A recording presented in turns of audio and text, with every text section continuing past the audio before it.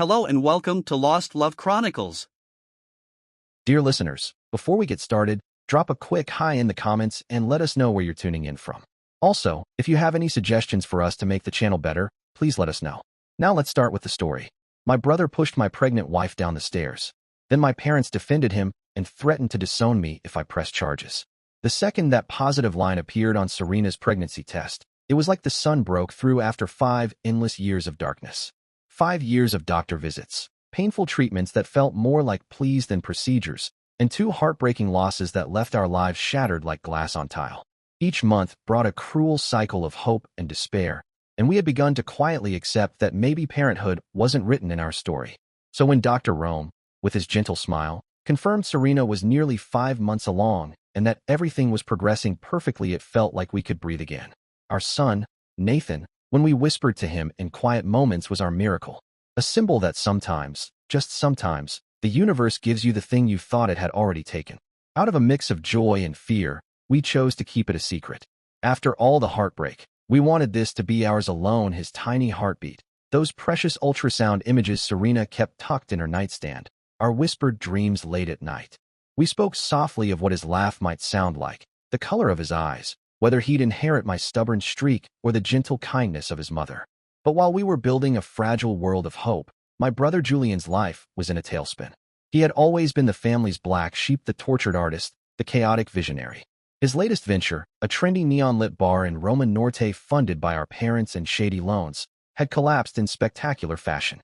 Rumors swirled through family dinners like smoke, fraud, mismanagement, threats. A grainy photo in a local tabloid painted the picture clearly enough. Julian, disgraced, in debt, had slunk back to our parents' house, full of rage and resentment, dragging his mood behind him like a storm cloud. I honestly felt a strange mix of pity and, I won't lie, a weariness that had built up over the years. Julian had always carried on an unspoken rivalry with me. I was the engineer, the steady one, the one who played it safe. He, in contrast, branded himself the creative, the visionary, though his visions usually ended in messes that disrupted everyone's peace. My parents, in their constant effort to shield him from failure, had unintentionally nurtured a seed of envy in him, a belief that the world, especially I, owed him something. They brushed off his blunders with excuses like Julian is just sensitive, or you don't understand him.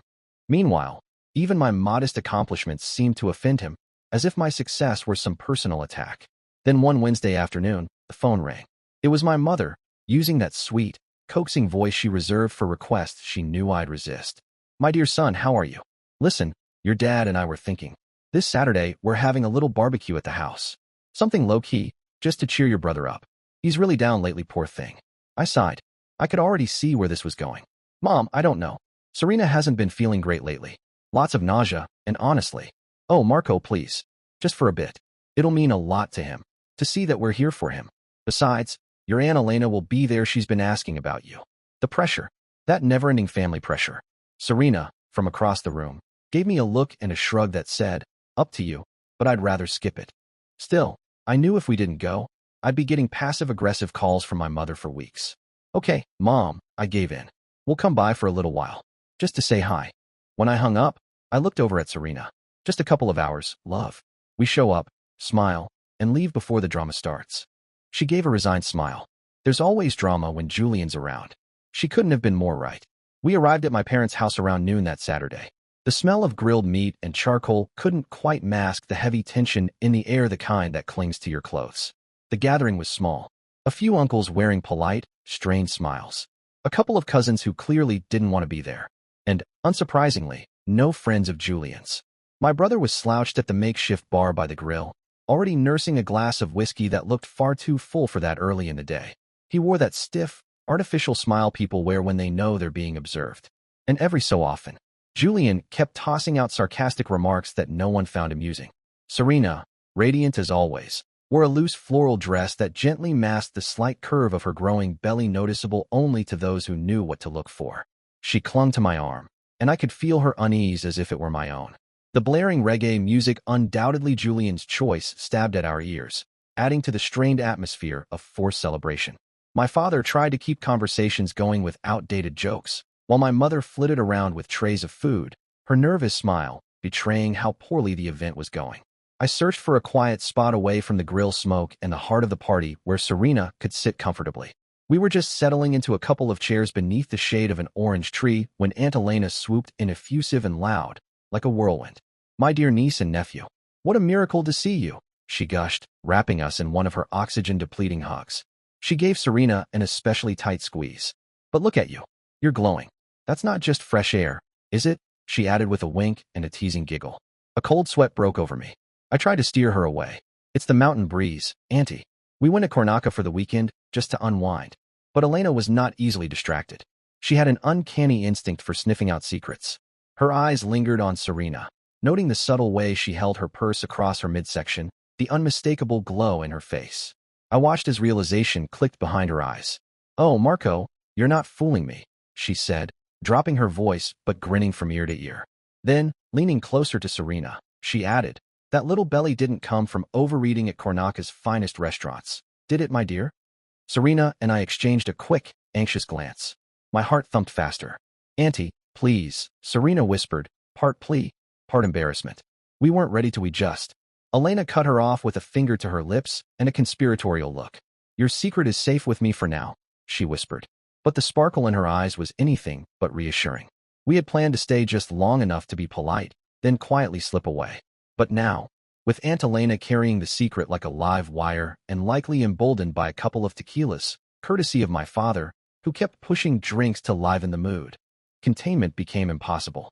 Serena had just sat down again, her face a bit pale from the heat and the greasy smells wafting through the yard. My aunt took a seat beside Serena, making light conversation, while I was momentarily distracted, wrestling with a stubborn pair of tongs at the grill with my father. Then I heard that unmistakable clink of a spoon against a glass. I turned just in time to see Aunt Elena standing at the center of the patio, a triumphant smile stretched across her face. "Family, family, may I have your attention, please?" she called out, her voice cutting through the murmur like a bell. "I want everyone to raise their glasses and toast to some news that fills my heart with absolute joy. Wonderful news that these two lovebirds have been keeping from us." All eyes turned to her, and then, slowly, to us. I felt the blood drain from my face.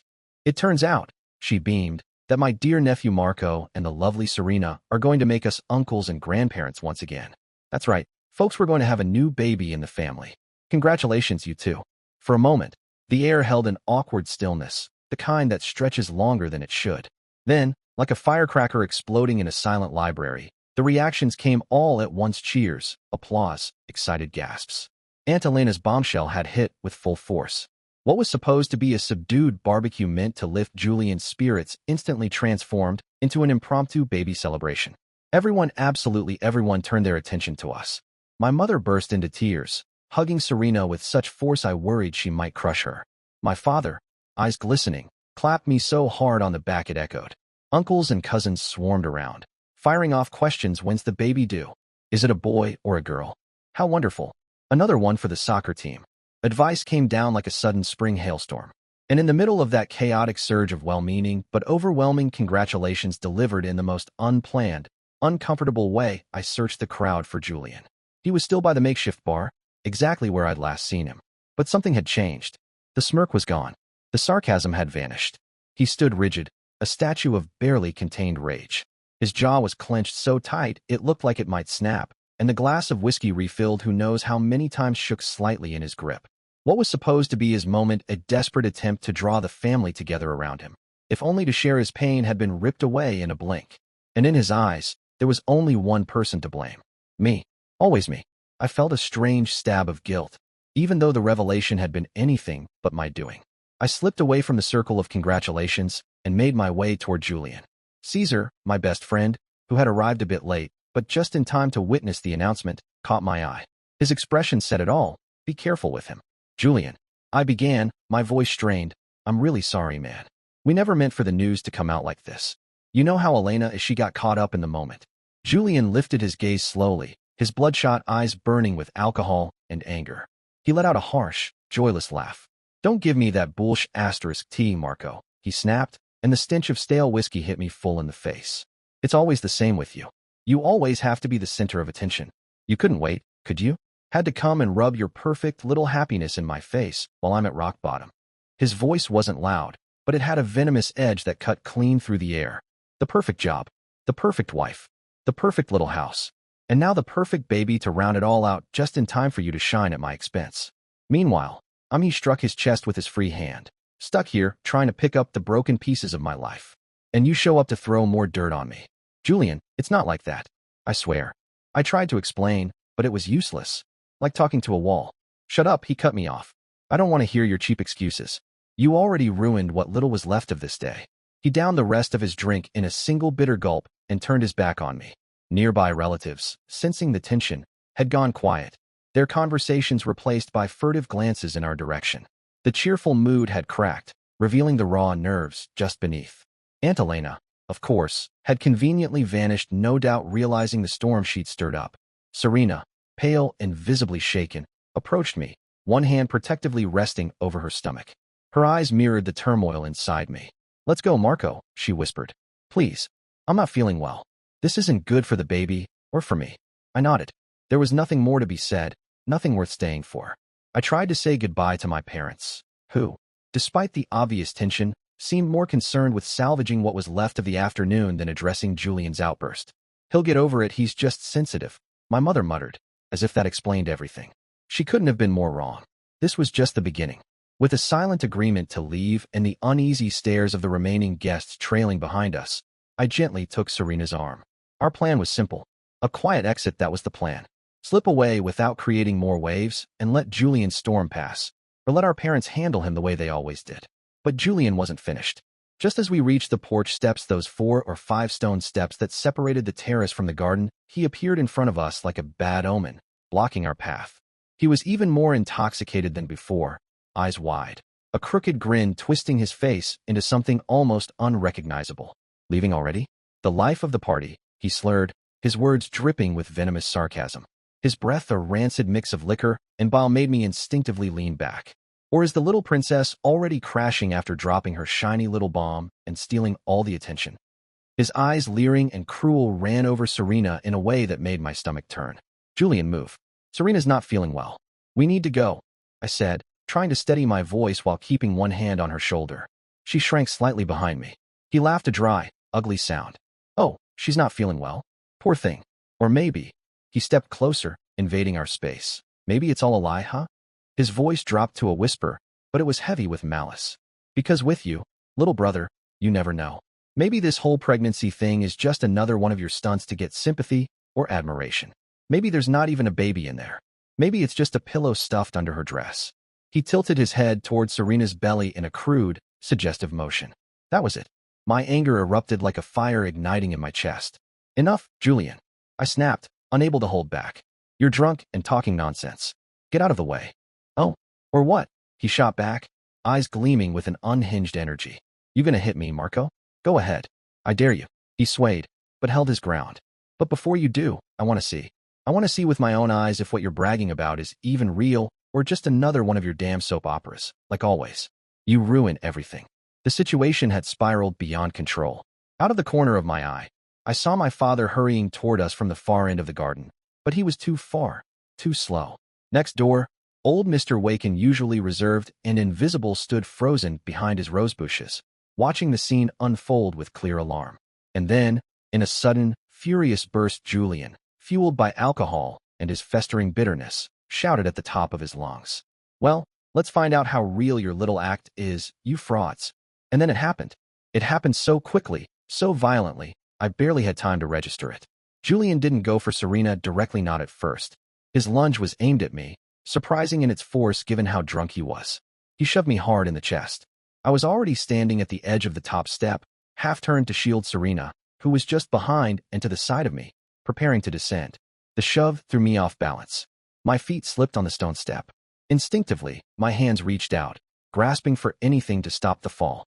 One hand caught Serena's arm in a desperate reflex, trying to anchor myself. But the force of my fall, the sudden pull, unbalanced her too. Maybe Julian's arm brushed her during the shove. Maybe it was just my weight dragging her down. Either way, the outcome was a nightmare. Serena let out a strangled cry, her eyes wide with terror. And then she fell. She tumbled down those 4 damned steps that, in that instant, felt like a cliff. I screamed her name, a guttural, broken sound that tore out of my chest. In a blind panic, I tried to throw myself forward, to cushion her fall, to catch her somehow, anything to stop what was happening. I crashed into the wrought iron railing. My right wrist struck it with sickening force. A blinding bolt of pain shot up my arm, followed by a crack that drowned out everything: the screams, the music, the world. Then, chaos. Time fractured. Serena lay at the bottom of the steps, curled on her side, moaning, both arms wrapped protectively around her belly. Blood, dark, terrifying, trickled down her knee from where it had scraped the stone. But it wasn't the knee that turned my blood cold. It was the fear for what we couldn't see, for the life inside her. For our Nathan. My wrist was a screaming, swollen mess, but I didn't care. I dragged myself toward her, ignoring the bolts of pain, my mind focused on only one thing. Serena, my love. Serena. I choked, crawling to her. Her eyes met mine, filled with tears and a kind of helpless fear I'll never forget. The music had cut off. The guests, the few still lingering, rushed over, horror etched on their faces. Julian stood frozen at the top of the stairs, ghost pale, his stunned expression giving way to guilt and dread as he realized what he'd done. My father reached us first. My mother was right behind him, her screams slicing the air. "What have you done, you animal?" My father roared at Julian, his face twisted with rage and disbelief. For the first time in ages, I saw a true condemnation in his eyes directed at his youngest son. I, caught between tears of fury and an icy terror that gripped my entire being, could barely get the words out. "He pushed her. This idiot pushed her." I finally shouted, my left hand the only one still working, pointing straight at Julian. Julian stumbled over his words. "No, I didn't. It was an accident. She tripped. We were just arguing. I didn't touch her directly." A pathetic stream of lies that only fanned the flames of my anger. Caesar, my best friend, who had seen the tail end of what happened, stepped up without hesitation. While my father continued yelling and my mother sobbed beside Serena, Caesar pulled out his phone. "I'm calling 911, he said firmly, already dialing and relaying our address with calm precision. Then, something I'd only appreciate in hindsight, he quietly began snapping photos. Serena lying on the ground, my grotesquely swollen wrist. Julian, flustered and reeking of guilt. The steps, the scene. Proof. Blessed proof. Don Waken, the elderly neighbor, now leaned fully over the fence, his face pale, but voice loud and steady. "I saw it all," he called out. "That young man assaulted the other one, and then the lady fell." His words exploded into the chaos like a grenade, validation that I hadn't imagined any of it. The wait for the ambulance was agonizing. Every second stretched endlessly. I didn't leave Serena's side. I kept whispering reassurances, empty, desperate words meant more for me than her. That everything would be fine, that the baby was strong. She was so still, clutching her belly, her face etched with pain and fear. I stroked her forehead, gently pushed strands of hair away, trying to give her comfort I didn't feel myself. When the paramedics finally arrived, their calm, professional demeanor was a lifeline. They moved quickly but gently, immobilizing Serena, fitting her with a neck brace, and lifting her onto the stretcher with care. I insisted on going with her, showing them my wrist, now grotesquely swollen and darkening fast. One of them examined it briefly, applied a temporary splint, and wrapped it in a bandage. "Looks like a fracture," he said gravely. The ambulance ride to the hospital was a blur of sirens and silent pleading. At the emergency room, we were separated. Serena was rushed off for tests, ultrasounds, evaluations, everything they could do to assess her and the baby. The waiting was unbearable. The torment of silence behind closed doors is a special kind of torture. Serena's parents, Don Roll and Donna Isabel, soon arrived, faces drawn with worry, eyes blazing with fury and fear. The moment they saw me, Donna Isabel threw her arms around me, sobbing. Don Roll, ever the calmer one, immediately started asking for details. I told him everything. The aggression, the shove, the fall. I recounted it all, each word hardening Don Roll's face. He listened intently, jaw tight, and then, with a calm I couldn't summon myself, said, "Marco, before your parents get here and start saying what they always do, I think you should speak to a friend of mine. He's a lawyer.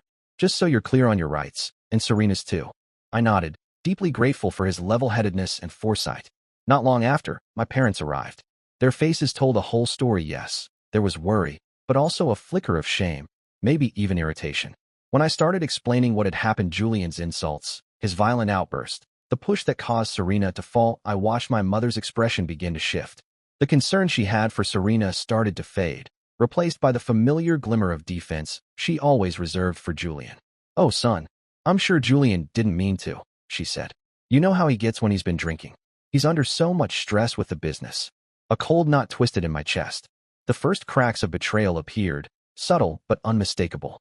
Then Dr. Rome, our obstetrician, the same who had given us the joyful news of Serena's pregnancy, stepped out from the emergency ward, holding a folder and wearing a somber expression that made my stomach drop. Don Roll, Donna Isabel, and I immediately stood. Family, he began, voice grave. Serena is stable, but the fall was serious. She's suffered a clean fracture to her left ankle. It will need surgery, then several weeks in a cast followed by physical therapy. She also has multiple contusions and a mild cervical sprain. He paused too long. As for the baby, for now, he stressed those words, everything appears normal. Fetal monitoring looks good, no signs of immediate distress, and the placenta remains in place. But this was a significant trauma. There is a considerable risk of complications, including premature labor. He looked at each of us carefully. We'll be admitting her for at least 48 to 72 hours for strict monitoring and absolute rest. It's critical that she remains as calm and stress-free as possible. There was a collective exhale, relief, yes, but laced with tension, because for now didn't mean we were out of the woods. The doctor then turned to me. As for you, Marco, your x-rays show a scaphoid fracture in your right wrist. It's not a simple break. This will require a full cast for 6 to 8 weeks, maybe longer depending on healing. You'll likely need rehab afterward. I nodded mutely, the throbbing pain in my wrist a constant, physical echo of Julian's violence. Once Dr. Rome had gone, my parents stepped forward again. My mother's eyes were swollen from crying, but I realized with a bitter ache that her tears weren't only for me or Serena. Marco, son, what a terrible ordeal, she said. What a horrible, horrible scare. My father began speaking in a tone that was clearly meant to be conciliatory. Your mother and I are heartbroken. Poor Serena, and you, too, with your hand. Dad, Mom, I cut him off, my voice cold, trembling with a fury I could barely hold back. I'm going to report Julian. What he did is beyond forgiveness. He nearly killed my wife and my son. I'm not letting this go. Their reaction was instant. My mother's expression collapsed. No, Marco, please, for God's sake, she cried, her voice shaking before rising into a desperate, almost shrill sob. You can't report your own brother. You'll ruin his life. He's already been through so much with the failure of his business. He's ashamed. He's broken. He hasn't stopped crying. He's devastated. I echoed bitterly. And what about Serena? What about our unborn child, now at risk because of him? And my hand, which will leave me incapacitated for weeks, does that not count for anything? My father stepped in then, his voice firm with that self-righteous tone he reserved for moments he thought were indisputable. Marco, listen to me. Julian made a terrible mistake. Yes. He was completely drunk. He didn't know what he was saying, what he was doing. But he's your brother. He's family. And family supports each other through everything. We don't tear each other apart with lawsuits and scandals. Support each other. I repeated slowly, disbelief sharpening into rage. You mean support the person who insulted my wife, questioned the legitimacy of my child, then physically attacked her, sending her to the hospital? That's your idea of family support? Because mine is protecting my wife and my child from any threat, even if that threat shares my blood. Don Roll, who had been silently fuming, finally stepped forward. His voice was steady but brimming with indignation. With all due respect, Arturo. Elena, he said, addressing my parents, you're not seeing this clearly. What Julian did wasn't just a drunken lapse. It was a violent assault, something that could have had fatal consequences.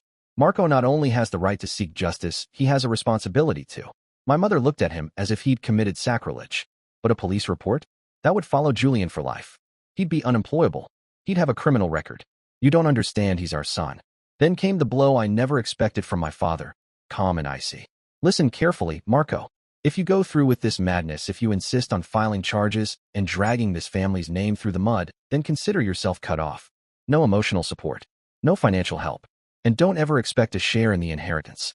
You'll be alone in this. So think long and hard. In life, sometimes, you have to know how to forgive even when it hurts for the greater good of the family. His words landed like slabs of ice on my already shattered heart. The betrayal was complete and absolute. At the moment I needed my parents most, when they should have stood by our side. Protecting the victim, they chose the aggressor. They chose Julian. I glanced at Don Roll and Donna Isabel, who watched me with a mix of compassion and restrained anger toward my parents. Then, I called the lawyer Don Roll had recommended. As I dialed, my father's voice still echoed in my mind, but I knew I had made an unshakable choice. I would protect my family, Serena and Nathan, no matter the cost, even if it meant losing the family I was born into. The conversation with Mr. Pettis, Don Roll's lawyer friend, was a lighthouse amid the storm. With professional calm and clear explanations, he laid out the legal facts. What Julian did was unquestionably assault, aggravated by Serena's pregnancy and the risk to our unborn son. We had a strong case, but he warned me the legal process would be slow, emotionally draining, and that being a family member would only increase the pressure. When my parents learned I had contacted a lawyer and was determined to report Julian, they followed through on their threat. Calls stopped. Messages went unanswered. When I finally reached my mother a few days later, I was met with a flood of reproaches, accusations of being a bad son, a traitor to the family, and desperate pleas to reconsider before destroying everyone's lives. Then came silence. A cold, crushing silence more painful than any scream.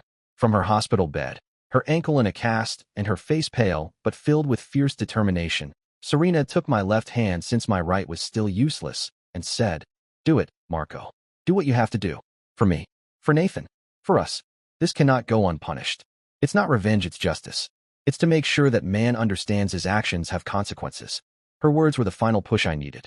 With the unwavering support of my in-laws and Caesar, who had become my shadow, helping with everything from hospital visits to insurance, I filed a formal complaint with the public prosecutor's office. Detective Serrano, a middle-aged man with weary but sharp eyes, took my detailed statement. I handed over the photos Caesar had taken, the names of witnesses including Don Joaquin, the neighbor who voluntarily confirmed his testimony with remarkable clarity about Julian's aggression and the shove. News of the complaint exploded through the extended family. Lines were drawn. Some uncles and cousins, swayed by the victimized version my parents and Julian spread like poison that it was all an accident, exaggerated by me out of malice, rallied to Julian's side. They stopped talking to me or sent messages filled with judgment and thinly veiled condemnations. Fortunately, a few, though the minority, understood the seriousness of the situation and offered us quiet support. My Aunt Elena became an unexpected and fiercely loyal ally. Tormented by guilt for inadvertently revealing the pregnancy at the worst possible moment, she showed up at the hospital a few days after the attack, her eyes swollen from crying.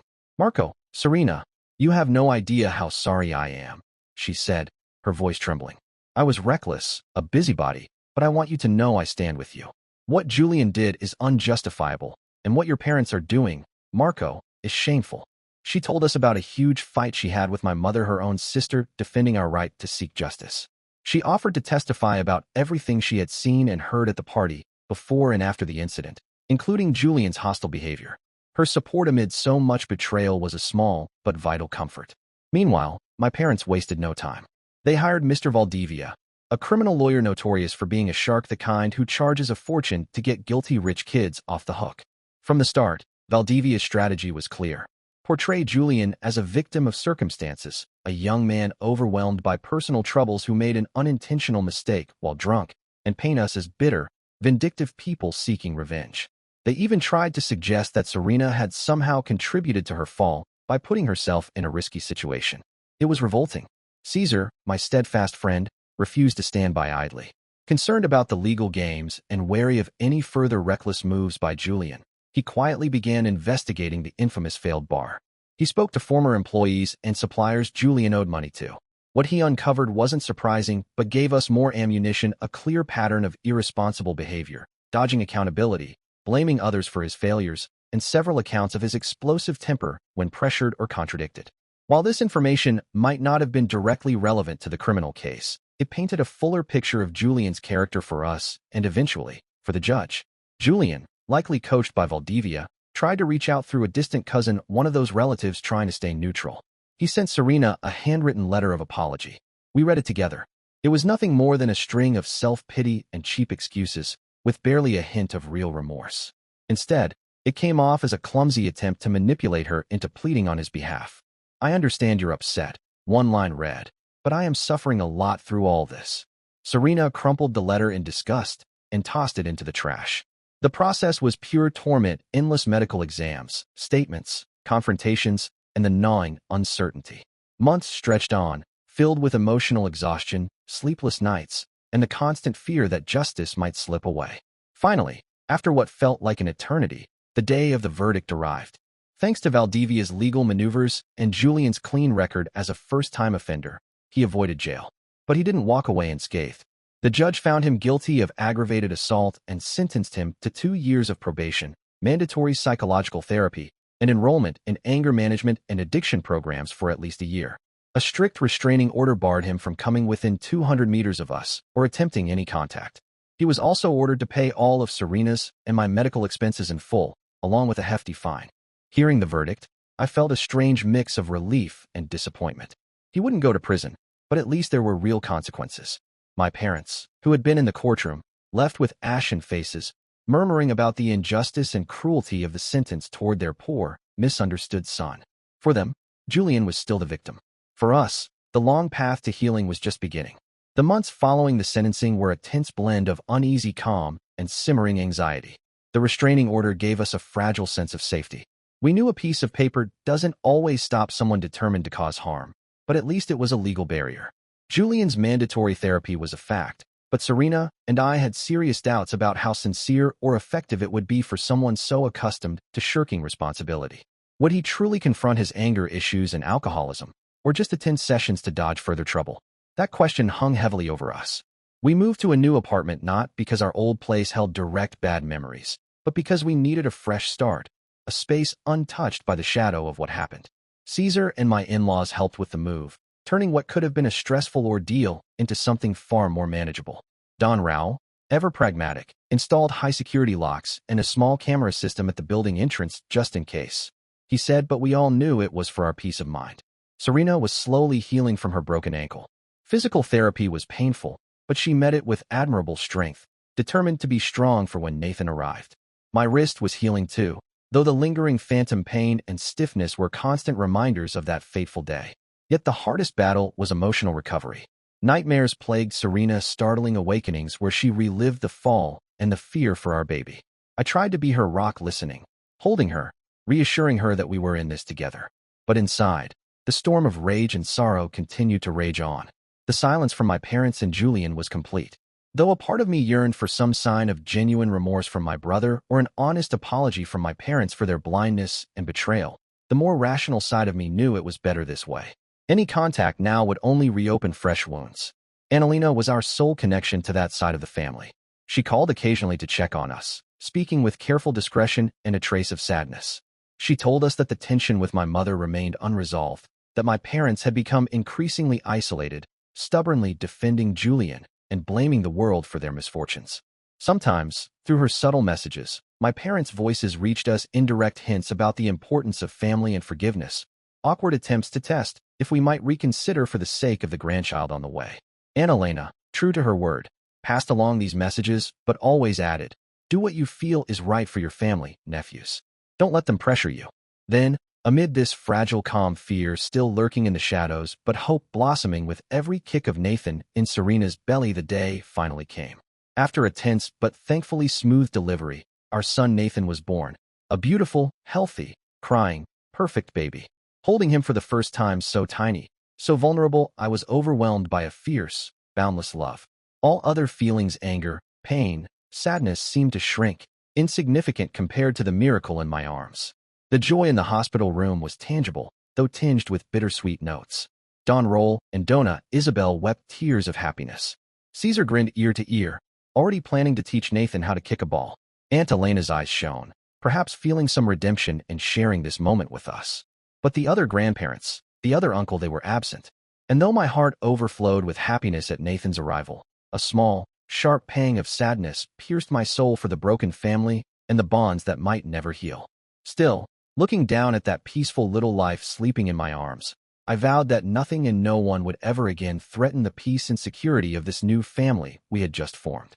Barely a week after we returned home with Nathan, still learning to understand his cries and wandering the apartment like sleep-deprived zombies, the doorbell rang. Serena and I exchanged a puzzled glance. We weren't expecting anyone. Caesar had come by the day before, and my in-laws were planning to visit us that afternoon. With Nathan asleep in his Moses basket after a long feeding session, I cautiously approached the door. Peering through the peephole, my stomach twisted. My parents were there. My mother clutched a large basket wrapped in blue cellophane, overflowing with toys, clothes, and who knows what else. My father stood beside her, wearing a nervous, almost guilty smile. I cracked the door just enough for them to see I was there, but not enough to invite them in. An uneasy silence hung in the air for a few moments. "Marco, son," my mother began softly, almost whispering as if afraid to wake the baby, Or perhaps the storm she knew she'd stirred. What a surprise. Well, not really, I replied. We heard from Aunt Elena that he was born my little grandson. She paused for dramatic effect, placing a hand on her chest. We simply couldn't wait any longer to meet him and congratulate you. Her smile faltered halfway, twisting into an awkward grimace, pretending as if the hostile silence, threats, and painful trial of recent months had never happened. Behind me, I felt Serena move closer, still recovering, standing firmly by my side with a gaze as cold as ice. What are you doing here? I asked, my voice harsher than intended. We weren't expecting you. After everything that's happened, I'm surprised you even have the nerve to show up. My father cleared his throat, clearly uncomfortable. Marco, please don't start. We understand you're upset, but he's our grandson, our own flesh and blood. We just want to meet him and bring these little gifts. He nodded toward the basket like it was some kind of safe pass. Taking advantage of the pause, my mother tried to step forward as if trying to force her way inside out of habit. Look, Marco, I know we've had our differences, but your brother Julian is truly sorry. Therapy has been helping him a lot. You know, he was even diagnosed with an impulse control disorder, something like that, with episodes of depression. That's why he acted the way he did that time. It wasn't really him. He was sick, but he's getting better, I promise. And he's looking forward to all this being behind us so he can meet his nephew. The string of excuses was so predictable, so crude, it nearly made me laugh. A disorder? Now Julian was a helpless victim of his own mind. Lowering her voice as if revealing a state secret, my mother continued, we're talking to a lawyer, a very good one, who told us that grandparents have rights too. You know, the right to spend time with their grandchildren. There it was, the true purpose behind their surprise visit and the gift basket. It wasn't remorse. It wasn't a genuine attempt to make amends. It was a pressure tactic, a veiled emotional attack backed by a thinly disguised legal threat. Serena, who had been silently watching them with a calm that steadied me, stepped forward. Her voice was soft, but carried a steel-hard edge. Ladies and gentlemen, she said, the formal, distant tone drawing an unbreakable line. We appreciate your concern and your little gifts, but Julian's supposed diagnosis, with all due respect, does not concern us. A diagnosis does not erase an assault. It does not erase the terror he put me through or the danger he exposed my son to. And it certainly does not erase how you as parents covered for him, defended him, and threatened us when we chose to seek justice. She paused, meeting their eyes with unwavering resolve. And about these so-called grandparents' rights, you mention our lawyer, who truly represents the victims and not the aggressors, has made it crystal clear. Given Julian's assault, his sentence, and your complicity, any legal attempt on your part to force contact would be not only futile, but yet another demonstration of your disregard for us and for Nathan's well-being. And believe me, we have no intention of subjecting our son to such a legal and emotional circus. My parents' expressions were a study in shock. My mother's smile vanished entirely, replaced by a mixture of offense and disbelief. My father seemed to shrink before us. I added firmly, we do not want your gifts. And we do not want your excuses. What we needed from you, what we always needed, was support and understanding. And instead, you turned your backs on us. Trust, ladies and gentlemen, is broken, and I'm afraid it is beyond repair. I opened the door a little wider, making the next step unmistakably clear. So please, I'm asking you to leave and respect our decision to keep our distance. It is for our safety and, above all, for the peace of our new family. The silence that followed was heavy, filled with all the unspoken words and burnt bridges. Deep down, I expected my parents' reaction to our resolve. Seeing that her emotional manipulation and veiled threats had failed, my mother broke down into loud, theatrical sobs, full of self-pity. How can you be so cruel, Marco? We are your parents. He's your blood. How can you deny us our own grandson? Will you regret this? Will you be left all alone? Her words were poisoned arrows, aimed to wound, to provoke a crack in our determination. My father, meanwhile, shifted from stunned silence to barely restrained fury. His face flushed as he took a threatening step toward the door. This isn't over, Marco. You have no right to do this to us. We're family, and family solves its problems. You don't just sever ties like this. You'll need us sooner or later, and then we'll see who regrets it. His voice shook with powerless anger. For a moment, I feared he might try to force his way inside, but Serena's cold, resolute stare and perhaps my firm stance in the doorway stopped him. We've said all there is to say. I replied as calmly as I could, though inside I was trembling. Please leave. Don't make this harder than it already is. They lingered a moment longer, as if hoping for a miracle or a crack in our resolve that never came. Finally, my father took my mother's arm, still sobbing, and almost dragged her away from the door. The gift basket was left abandoned on the doormat, a silent symbol of their failed attempt. Before turning down the hall, my father shot me one last look, an unreadable mix of pain, rage, and perhaps, just perhaps, a flicker of defeat. "You'll pay for this, Marco. Loneliness is a..." Then they were gone. I closed the door softly, but the click of the lock echoed through the apartment, sealing a heavy, dense silence between us, broken only by Nathan's peaceful breathing from his Moses basket. Serena leaned into my shoulder, and I held her tight. We were emotionally drained, exhausted, yet strangely calm. We had stood our ground. A few days later, while Nathan was asleep during one of his long morning naps, I organized a small gathering at home. Nothing grand, just something intimate. Don Roll and Dona Isabel, my in-laws, came, bringing the warmth and unconditional support we so desperately needed. Caesar arrived with his wife Lila, carrying a homemade lasagna that smelled divine and accompanied by their infectious joy. My Aunt Elena was there too. Her presence was bittersweet. She told us, sadly but without bitterness, that her relationship with my mother, her own sister, was all but shattered after my parents had shared their version of events, of course, blaming us for how things had unfolded. But Aunt Elena stood firmly by our side. "You did the right thing, nephews," she said with a conviction that touched me deeply. "Sometimes, the family you choose is stronger and healthier than the one you're born into." That afternoon, as we shared lasagna and beers, I only had one. Thanks to the sleepless nights and Nathan was passed from arm to arm, receiving cuddles and gentle pats, I looked around. I saw the smiling faces of my in-laws, and for the first time in a long time, I felt a fragile sense of hope. The complicity I saw in Caesar's eyes, the genuine affection from my Aunt Elena, the calm peace on Serena's face as she cradled our son, all of it made my aunt's words crystal clear. This was my family, the one we had chosen, the one that had chosen us. The family that offered unconditional love and support without strings attached, respect without deceit. With Caesar's help and following Don Roll's advice, we upgraded the apartment's security. We changed the locks, reinforced the door, and discreetly installed a camera in the hallway outside. Not out of paranoia, as my father-in-law wisely pointed out, but out of simple caution. You never know how far desperation or malice can drive someone who feels trapped or rejected. Now, when I watch Nathan sleep peacefully in his crib, the kind of peace only innocence can bring, I feel a love so deep and tender that it pushes me to be the best man, the best father I can be. Yet, there are moments when a sharp pang of sadness hits me for that other family, the one from my childhood, shattered beyond repair. I wonder if Julian is truly changing, if therapy is helping him, or just giving him an excuse to show my parents. I wonder if my parents will ever open their eyes to the damage they caused not just to us, but to themselves by choosing denial and complicity. I don't know, and maybe I never will. Some wounds take forever to heal, if they heal at all. The door to that past is closed. And though nostalgia or doubt sometimes tries to pry it open just a crack, I firmly shut it again because my present and my future is here, with Serena, with Nathan, with this small but strong family we've built on love, respect, and truth. I lost a family, yes. What my father said is true, but not in the way he imagined. I found my own, a family perhaps smaller, but infinitely more precious. For this family, my refuge and my strength, I'm willing to close every door and build every wall necessary to protect it. Because, at the end of the day, that's all that truly matters. Dear listeners, please share your thoughts in the comments section below and don't forget to like, share, and subscribe.